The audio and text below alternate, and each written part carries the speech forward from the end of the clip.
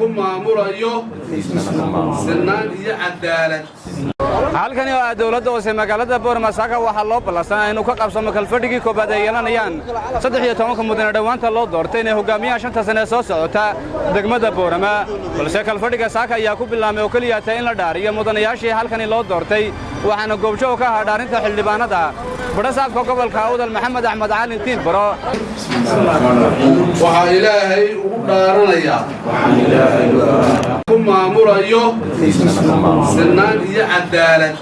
markii xildhibaanada la dhaariyay ayaa waxa la filayay inay doortaan maayirka iyo maayir ku-xigeenka 5 sano soo socota hogaamin doona balse xukuumadda Soomaaliland ayaa sheegtay in halkan ay ka qabsoomeen kalfadhi lagu dooranayo maayirka iyo maayir ku-xigeenka taasi bedelkeegana waxa loo ballamay isla toddobaadka aynu ku jirno inuu qabsamo kalfadhi lagu dooran doono maayirka iyo maayir ku-xigeenka hagi doona 5 sano soo socota degmada Boorama balse waynu ka wada dhuur sugaynaa halka ay ku dambayso doorashada maayirka iyo maayir ku-xigeenka oo si weyn ay ugu loolamayaan xisbiga talada dalka ayaa kulmiye iyo sidoo kale xisbiga mucaaradka wadani